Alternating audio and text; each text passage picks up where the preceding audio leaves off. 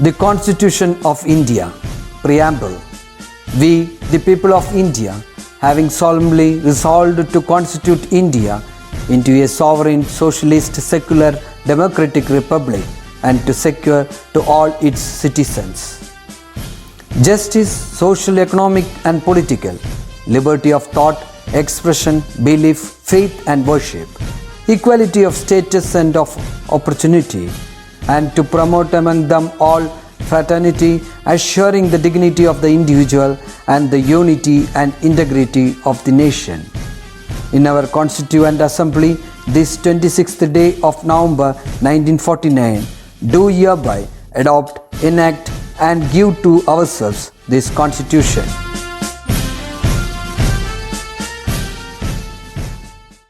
Hi, എന്തൊക്കെയാണ് വിശേഷങ്ങൾ? കഴിഞ്ഞ 2 ആഴ്ച എല്ലാവരും എക്സാമിൻ്റെ ചൂടിലായിരുന്നു അല്ലേ? ഇപ്പോൾ ടെൻഷനൊക്കെ മാറി എല്ലാവരും ഹാപ്പിയായോ? ഞാൻ എന്തായാലും വളരെ ഹാപ്പിയാണ്. കാരണം നമ്മൾ കഴിഞ്ഞ മാർച്ചിലാണ് കണ്ടു പിരിഞ്ഞത് അല്ലേ? ഇപ്പം ഇത്രയും 3-4 മാസങ്ങളായിട്ട് നമ്മളാരും കണ്ടിട്ടില്ല. ഇടയ്ക്കൊക്കെ നമ്മൾ ക്ലാസ് ടീച്ചേഴ്സ് ആകുമ്പോൾ വീഡിയോ കോളിൽ വരും, കാണും എന്നല്ലാതെ ഞാൻ സബ്ജക്റ്റ് ടീച്ചർ ആയതുകൊണ്ട് ബാക്കിയുള്ള ക്ലാസ്സിലെ കുട്ടികളെയൊന്നും കാണാൻ പറ്റിയിട്ടുണ്ടായിരുന്നില്ല. പക്ഷേ വീഡിയോ കോൾ ചെയ്തപ്പോൾ എല്ലാവരെയും കാണാൻ പറ്റി. അതിൽ ഭയങ്കര സന്തോഷമുണ്ട്. അതിൻ്റെ ഒപ്പം തന്നെ എല്ലാവരും വീഡിയോസൊക്കെ കണ്ട് ടെക്സ്റ്റൊക്കെ വായിച്ച് പഠിച്ചിട്ടുണ്ടെന്നും മനസ്സിലായി. എല്ലാവരും ഒരുവിധം നന്നായിട്ട് തന്നെ ചെയ്തു. കുറച്ച് പേര് മാത്രമാണ് നമ്മൾ എക്സ്പെക്റ്റ് ചെയ്യുന്ന ഒരു ലെവലിലേക്ക് എത്താത്തത്. അവർക്കും തീർച്ചയായിട്ടും ആ ഒരു നിലവാരത്തിലേക്ക് എത്താൻ പറ്റും. കുറച്ചും കൂടെ ഒന്ന് കഷ്ടപ്പെട്ട് പഠിക്കണമെന്ന് മാത്രമേ ഉള്ളൂ. അതേപോലെ എല്ലാവർക്കും എന്തൊക്കെ മാറ്റങ്ങളാണ് 3-4 മാസം കൊണ്ട്. ബോയ്സൊക്കെ മുടിയൊക്കെ വളർത്തി ഭയങ്കര സ്റ്റൈലായിട്ടൊക്കെ ഇരിക്കുന്നുണ്ട്. ഗേൾസും അങ്ങനെ തന്നെ ഓരോ വീഡിയോയിൽ വരുമ്പോൾ മുടിയൊക്കെ സ്റ്റൈലായിട്ടൊക്കെ ഇട്ടിട്ടും എല്ലാവരും നല്ല സുന്ദരികളായിട്ടിരിക്കുന്നുണ്ട്. ബോയ്സും അതേമാതിരി തന്നെ. അപ്പോൾ ഇനിയും നിങ്ങൾ ഇങ്ങനെ തന്നെ ഹാപ്പി ആയിട്ട് മുന്നോട്ട് പോവുക. എത്രയും പെട്ടെന്ന് നമുക്ക് എല്ലാവർക്കും ഒരുമിച്ച് കാണാനും ക്ലാസ്സിലിരിക്കാനൊക്കെ പറ്റും എന്ന് വിചാരിക്കുന്നു. നമുക്ക് എല്ലാവർക്കും ഒരുമിച്ച് ദൈവത്തിനോട് പ്രാർത്ഥിക്കാം എത്രയും പെട്ടെന്ന് ഈ ഒരു അവസ്ഥ കടന്നു പോകാൻ വേണ്ടിയിട്ട്. ഓക്കെ, അപ്പം നമുക്കിനി വീണ്ടും നമ്മുടെ വീഡിയോ ക്ലാസ്സുകളിലേക്ക് തിരിച്ച് വരേണ്ടതായിട്ട് ഉണ്ട് അല്ലേ? നമ്മുടെ പോർഷൻസൊക്കെ മുന്നോട്ട് പോകണ്ടേ? അപ്പോൾ I welcome you all to the biology class. So in the last video class we had started the second chapter. It was the first part of second chapter, and the last concept we had discussed on the mouth parts,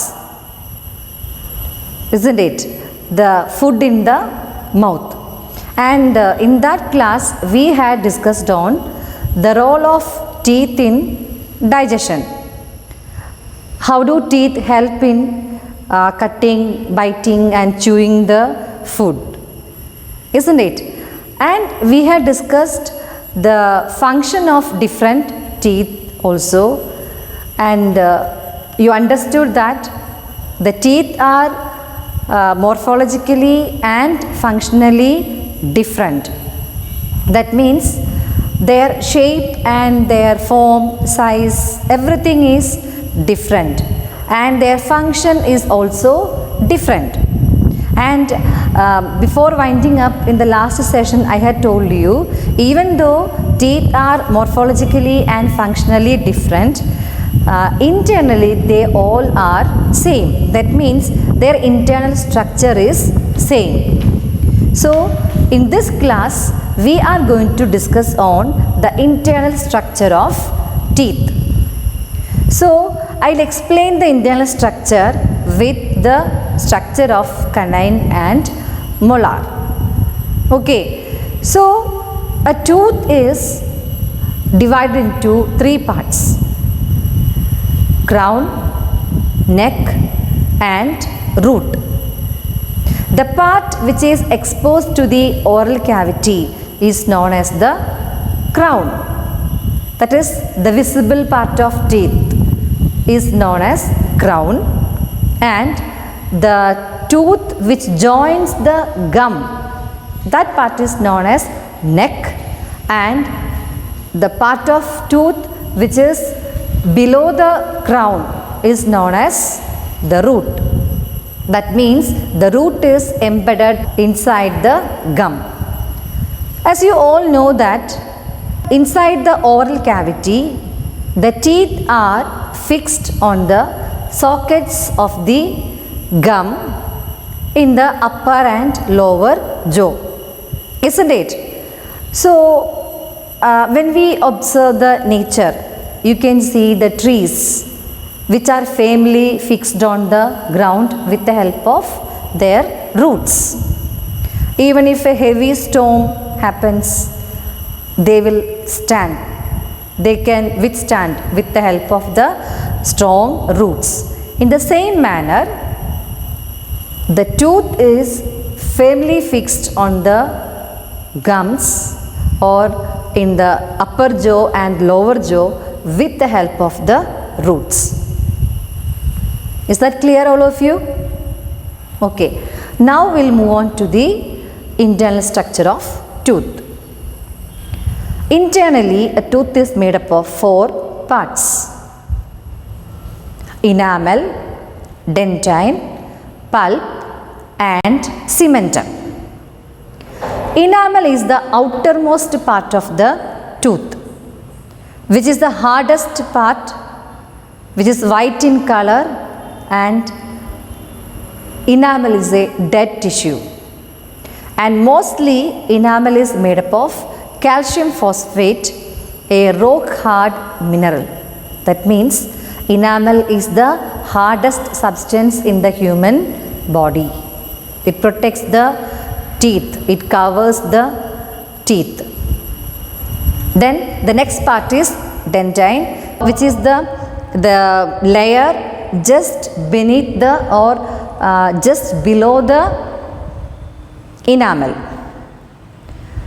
And the tooth is formed of dentine. It is living tissue and hardest tissue, and it consists of many microscopic tubes. And when the dentine is damaged, the heat or cold reach the tooth through these microscopic tubes, and we were able to sense, or we were able to feel the sensitivity or pain.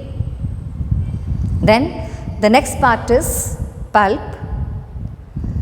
This is the soft tissues seen inside the pulp cavity. This consists of blood capillaries, lymph ducts and nerve fibers. And the last part is cementum.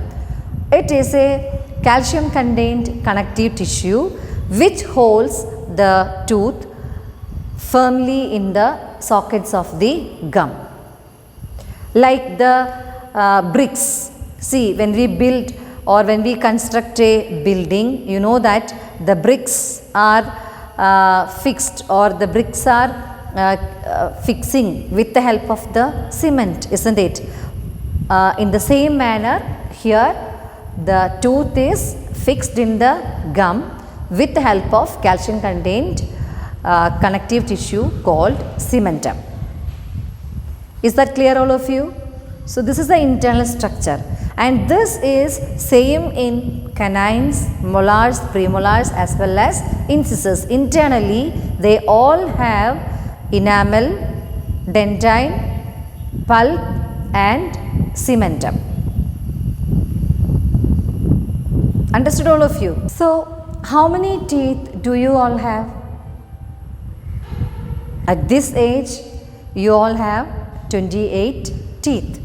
But in an adult human being, how many teeth are there? 32, isn't it? So you all know that human beings after the birth, first the milk teeth are formed, and these milk teeth will start to fall at the age of 7, and in their place permanent teeth will grow, isn't it? And 28 teeth will be there in you, and when you attain maturity or when you become adult, 4 more teeth, the wisdom teeth will be formed, and the number of teeth will become 32, isn't it? Do you know how many incisors, canines, premolars and molars are there in human beings? We have 8 incisors, 4 canines, 8 premolars and 8 molars. So total 28, and I told you when you become adult, 4 wisdom teeth also will grow. So total number will become 32. Okay. So teeth play very important role in digestion. They help to masticate the food and also help to mix the food with the saliva, isn't it? So it is very important to take care of the health of teeth also, isn't it? So how do we take care of the teeth? You all know that from the lower classes onwards you are studying that, isn't it? We have to brush twice in a day, then after eating anything we have to wash the mouth properly. Otherwise what will happen, if you are not cleaning the mouth and teeth, what will happen? The leftover food particles will be there in the in between the teeth, isn't it? So the bacteria inside our mouth will start to react with this food and they will produce lactic acid in the mouth, and the continuous exposure of teeth to this lactic acid will damage the enamel, and that leads to the formation of cavities. Okay, so it is very important to clean the mouth after eating anything. Okay, and it is better to consult a dentist once in 6 months, so that we can understand if any problem is there within the teeth. Okay, so that's all about teeth. So the next mouth part that helps in digestion is the tongue, isn't it? So what's the role of tongue in digestion? Tongue helps to mix the food with the saliva, and it also helps to recognize and differentiate the taste, because there are taste buds on the tongue. Understood all of you? And it also helps to swallow the food. Okay, so it is very important to protect the teeth and tongue, as they help to masticate and forward the food into the food pipe. So the next important mouth part is salivary glands. So here we are going to discuss on the role of salivary glands and digestion. So when we think about our favorite food items, or when we see some delicious food items, or when we get a smell of food items, our mouth waters, isn't it? That means our mouth fills with saliva. From where does saliva produce? Or what is the role of salivary glands in digestion? So we have 3 pairs of salivary glands, and they are situated just below the ear and the lower surface of the oral cavity. In these parts, the salivary glands are situated in the oral cavity, and the salivary glands secrete saliva. So when we see a delicious food item, or when we think about our favorite food items, the salivary glands secrete saliva, which reaches the oral cavity, that is the inside the mouth, through small or ducts. This is how the saliva reaches the mouth. Okay, so what's the role of saliva and digestion? As you all know that the digestion begins from the mouth. So, how does digestion begin from the mouth? What's the role of digestion? What's the role of saliva in digestion? So, let us see the components of saliva and how they act upon the food. So, the saliva contains three components: the mucus, lysozyme and salivary amylase. Lysozyme and salivary amylase are the two enzymes present in the saliva. So, let us see the functions of mucus, lysozyme and salivary amylase. You all know that saliva is not like water, isn't it? It is little bit sticky in nature. The reason behind it is the presence of mucus. And the function of mucus is when the saliva mixes with the food, this mucus makes the food items soft and slimy, so that the food can easily passes through the esophagus. Then the next one is lysozyme. Lysozyme to an extent can destroy the germs that enter the body through the food.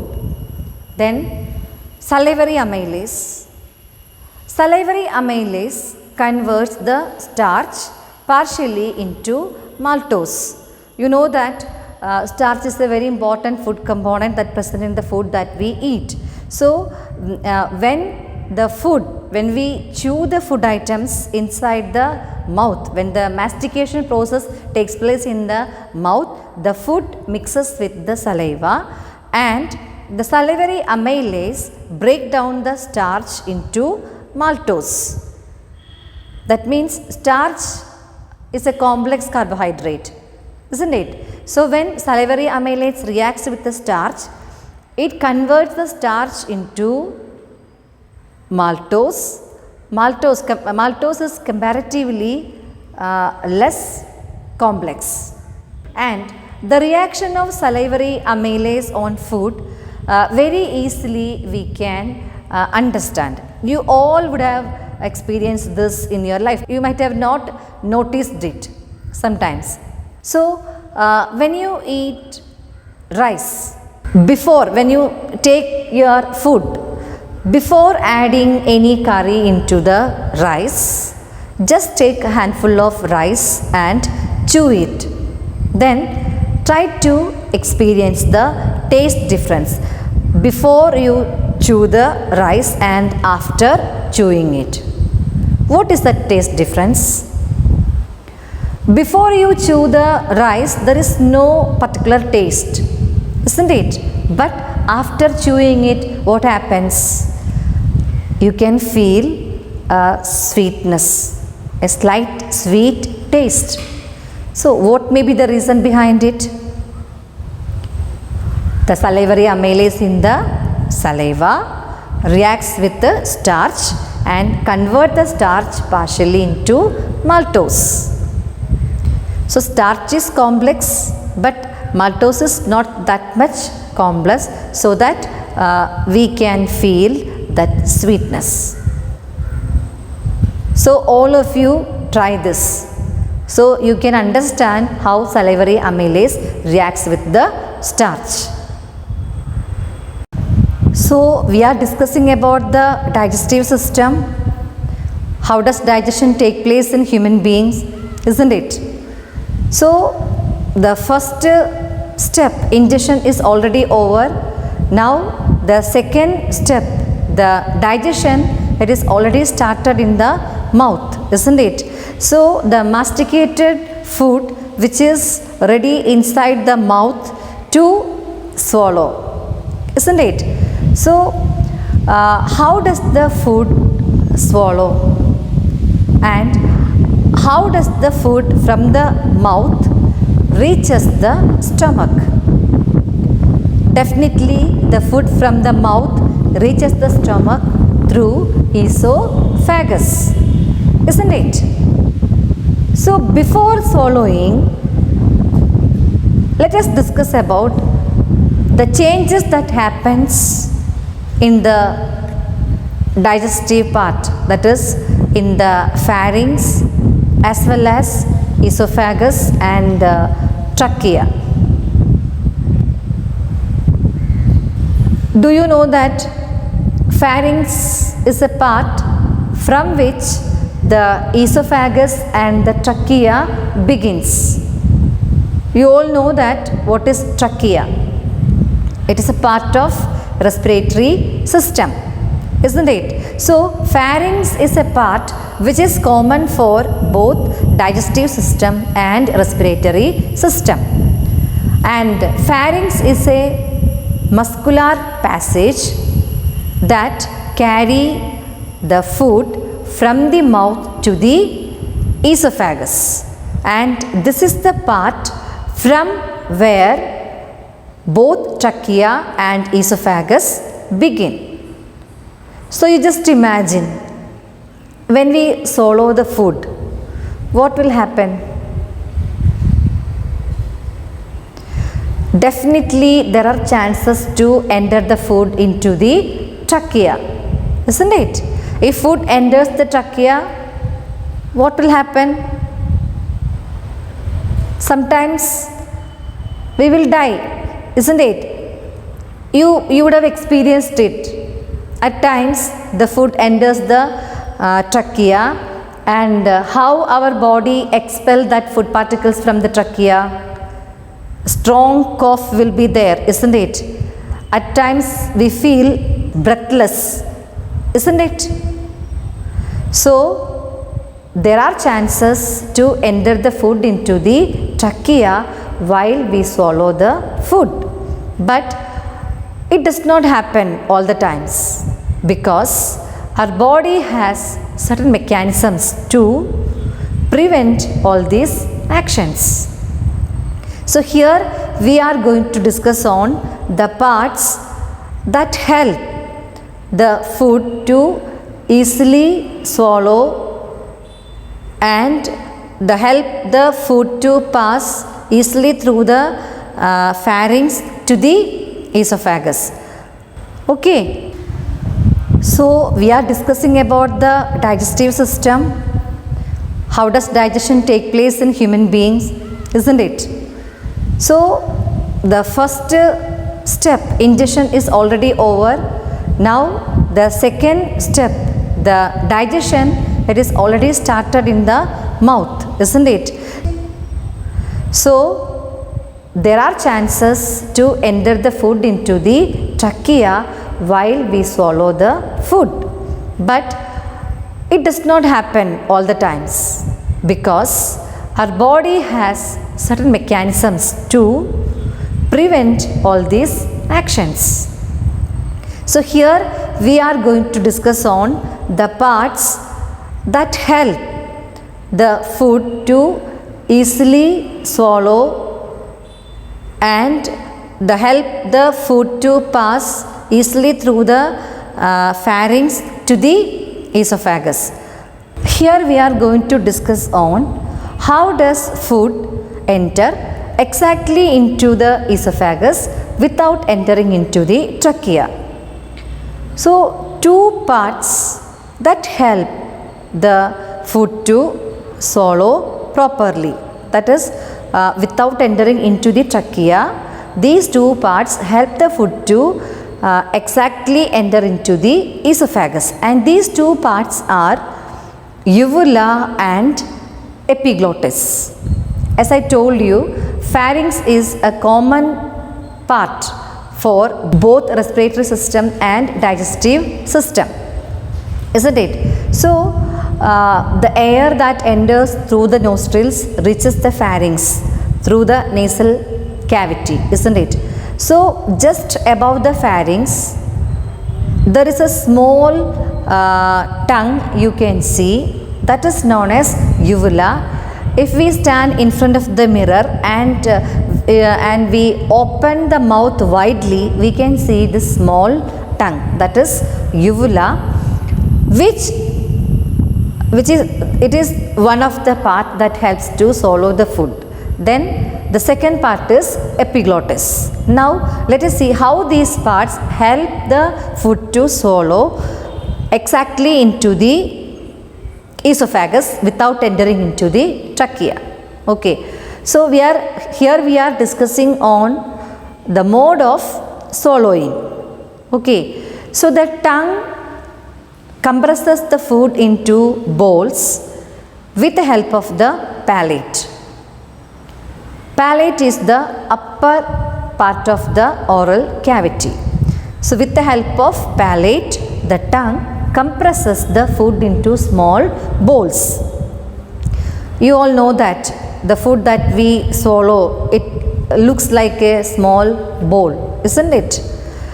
Then the next step, we have to swallow this small bowls, isn't it? So when we start to follow, that is when this food balls reach the pharynx, the uvula closes the nasal canal. Otherwise what will happen? There are chances to enter the food into the nasal cavity. That is also dangerous. So here the uvula, for a moment the uvula closes the nasal cavity. Then the next part. So now the food is there in the pharynx. Now you know that pharynx is the muscular passage that carries the food into the esophagus. So from the pharynx, the food has to enter exactly into the esophagus.